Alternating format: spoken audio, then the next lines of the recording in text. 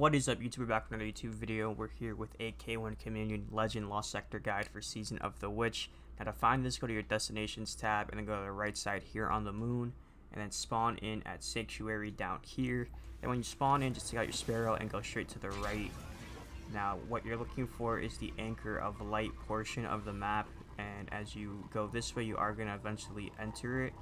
You can see kind of this ramp thing right here to my right. As soon as I drive past it, it's gonna say Anchor of Light, and then you can see this little dome shaped building here. Pass by it, and right here you're gonna see purple and orange on this building. That's how you know this is the right one. You can see if I stop right across from it, you're gonna see the Lost Sector icon right there, and you're gonna see the icon as well as the flag. If you don't see this on your map or right here in front of you, then you have to complete it normally, so make sure you go this way and go through here, and this is where you're first going to find it in case you haven't done it yet. So once you go down here, just make some jumps and you'll enter the K1 Communion Legend, or I should say Lost Sector, not Legend, Lost Sector, and just kill all the AI. Make sure you make your way to the boss room, kill the boss, loot the chest at the end, and you will unlock Legend and Master difficulty for this Lost Sector. So now we're going to go back up here and we're going to go over the modifiers that we have present for today's Lost Sector.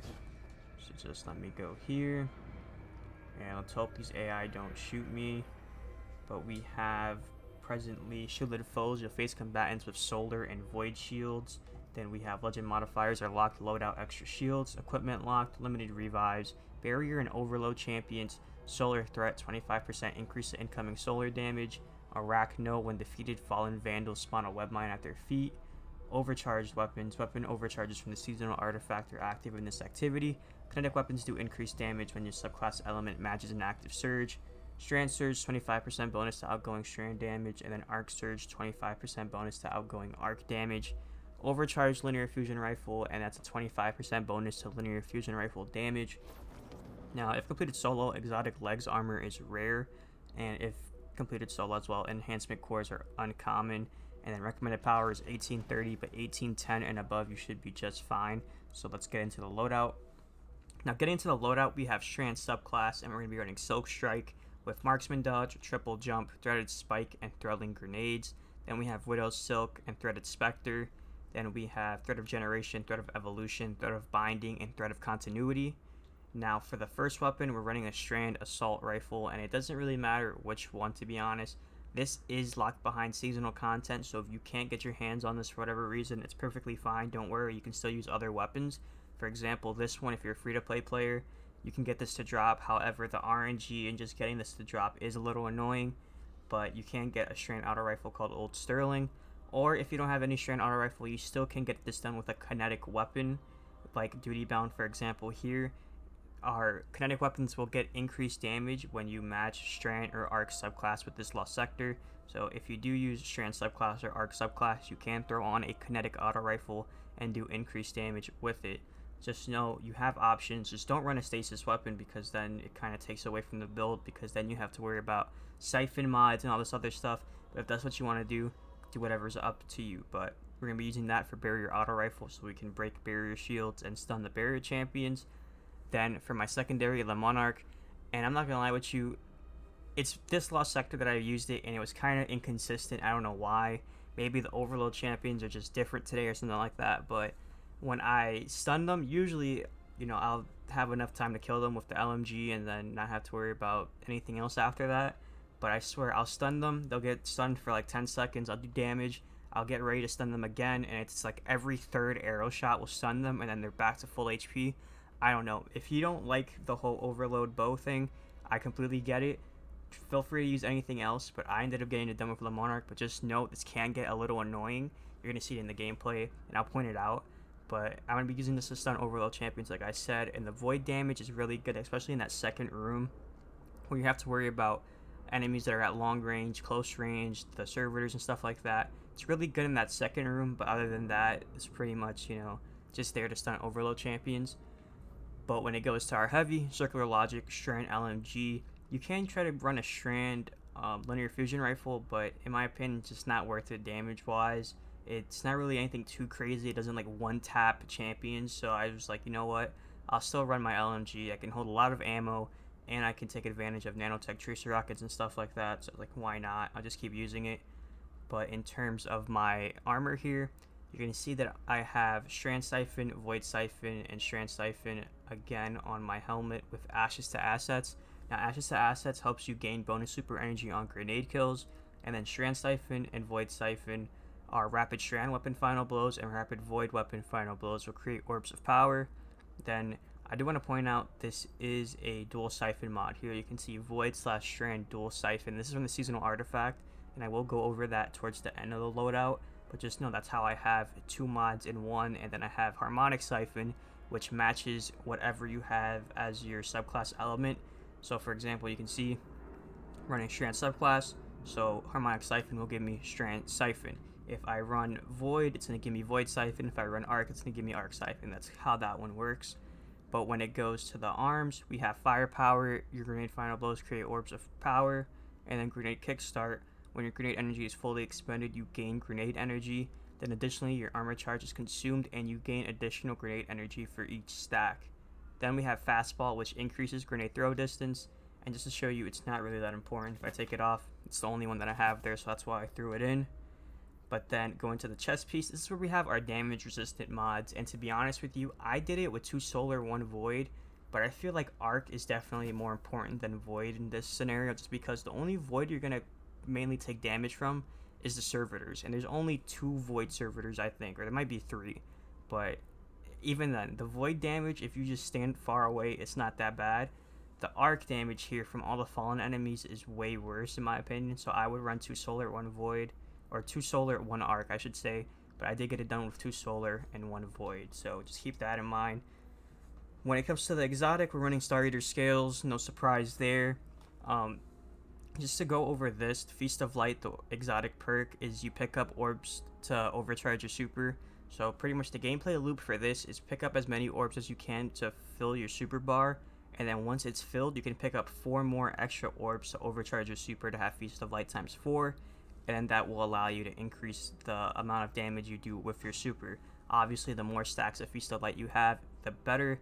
That way when you have times 4, you can do the best damage output. So that's why we're running Star Eater Scales, and we have better already. Your health begins to regenerate immediately after picking up an Orb of Power. Then Strand Weapon Surge. Your Strand Weapons gain a small bonus to damage while you have any armor charge. And I just realized I was running a Kinetic Weapon Surge when I should have been running a Void Weapon Surge. So make sure you got Strand and Void Weapon Surge on there, just to show you. I don't know why I didn't fix that, but I just made that harder for myself when in reality it could have been so much easier. But there you can see Strand Weapon Surge and Void Weapon Surge. They're both the same thing. It's just when you're using a Strand Weapon or your Void Weapon, you're going to get a bonus damage when you pick up an Orb of Power. And just to show you, Strand Weapon, Void Weapon, Strand Weapon. So 2 of our 3 weapons are Strand, 1 is Void.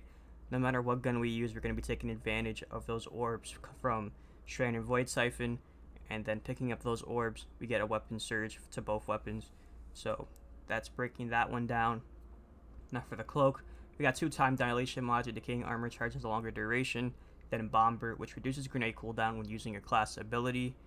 Then for the artifact mod, just to show you here, we have anti-barrier auto rifle, and we have Void / Strand Siphon combo here.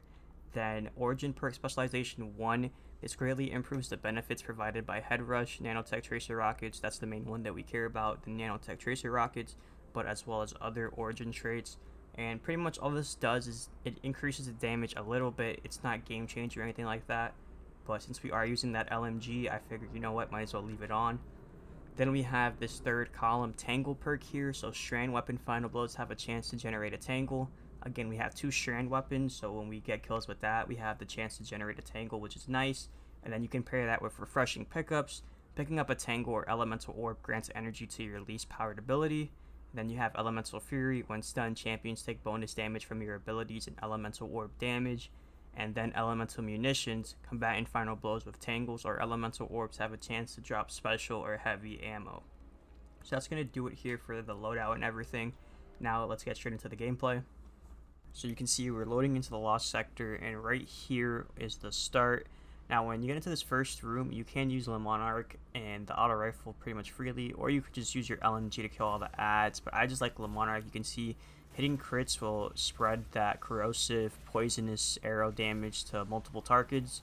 And you can see pretty much worry about the Vandals, I would say, first, but just know the more you kill AI, the more they're going to spawn down the middle here. And when you get to the middle, just throw your nades, throw your melee, have the Threadlings and everything kill all the other enemies. And when you do that fast enough, you can end up doing damage to the servitor. That was the fastest I've done it to where I wasn't even ready to stun the champion like that. But you can see after I regained right there, all I gotta do is get a finisher on the champion. And boom, that's doing that first room in less than a minute. And pretty much after that, just make sure you're picking up orbs as well, making sure you're not letting any of those go to waste.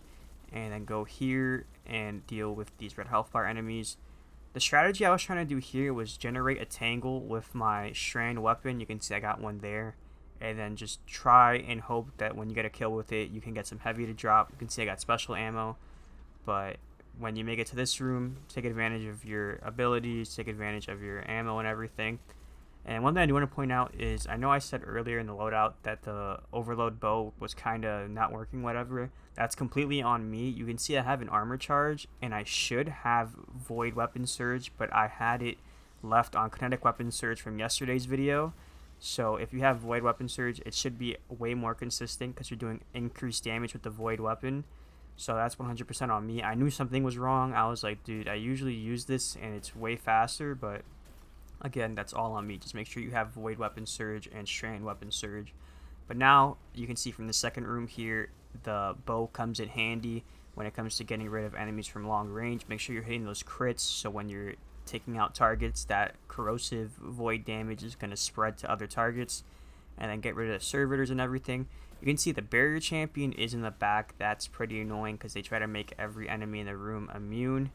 And then pretty much just try to take out all the red health bar enemies before you do damage to the, servitor, because what's going to happen is you'll do some damage and then all the enemies are going to back up. He's going to make all the enemies immune. Then you're kind of just stuck doing nothing. Here you can see I almost died. And again, that's all that arc damage. So just remember to put on arc damage resistance if that's something you want to do.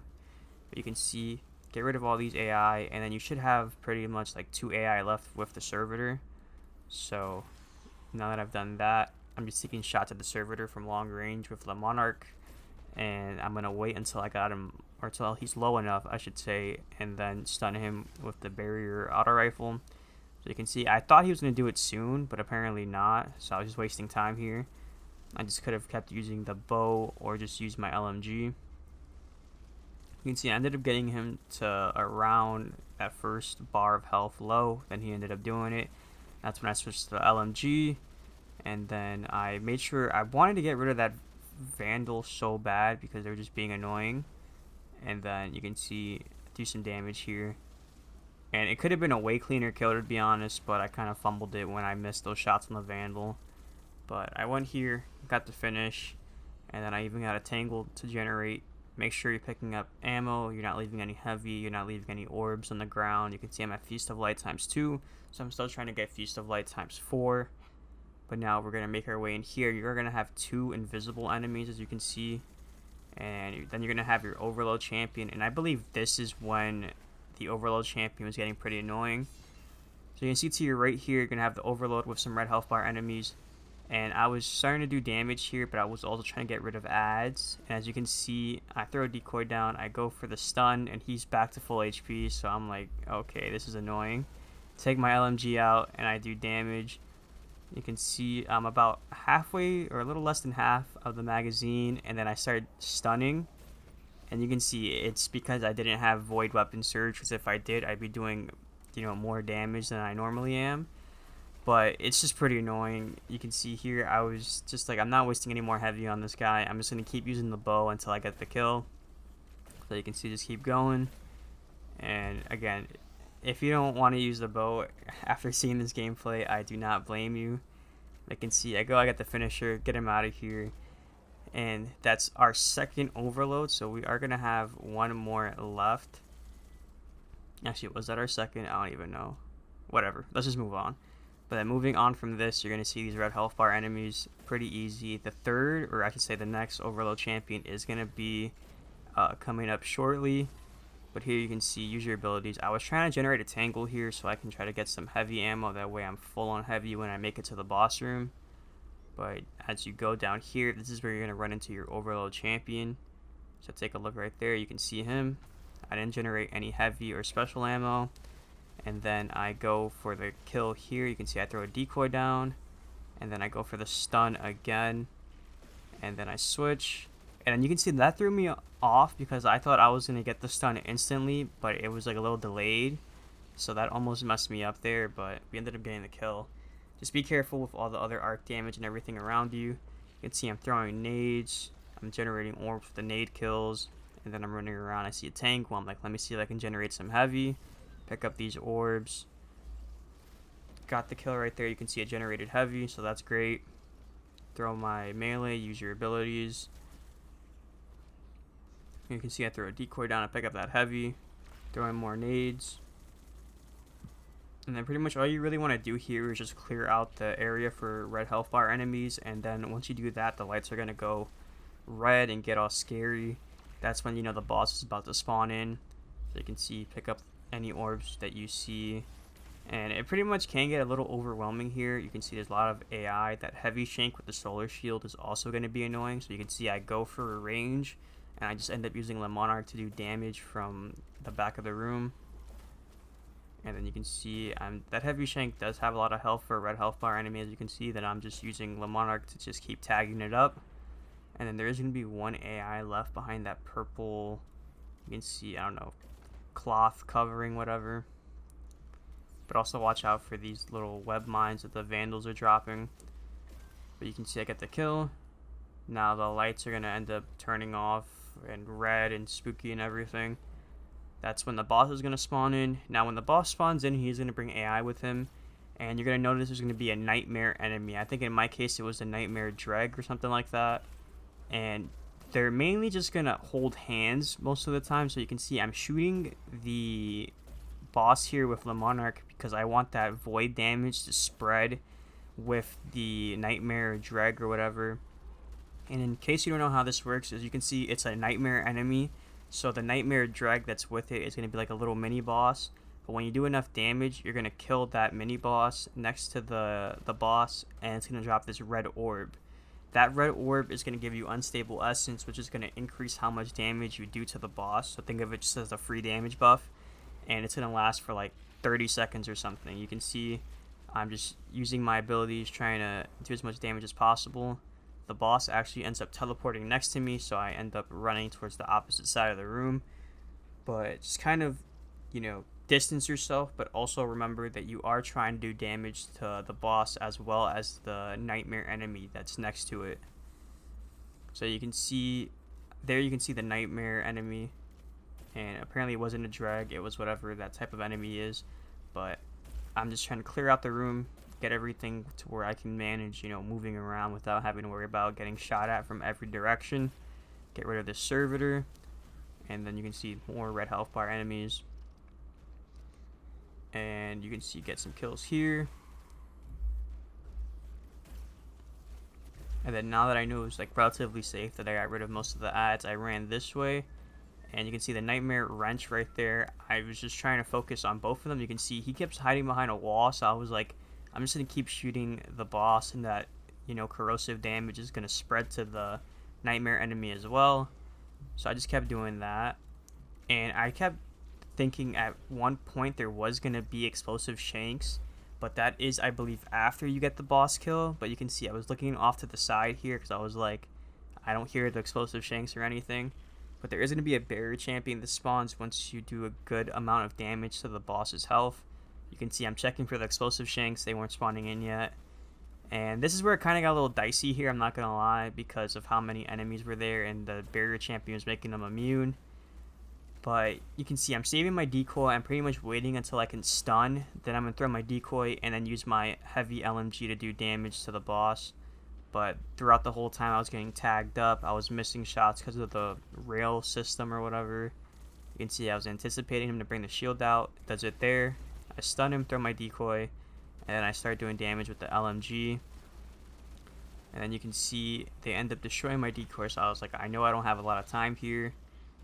I was anticipating him to bring his shield out again, but I also didn't want to peek it to die. So you can see, boom, pretty low on health.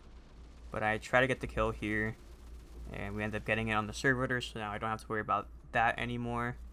I pretty much just run here for a safe spot because, again, I was expecting these explosive shanks to spawn. So you can see I'm looking around, do some damage to the boss, and then you can see picking off these vandals as well because they're super annoying. Again, you can see I'm looking for the explosive shanks.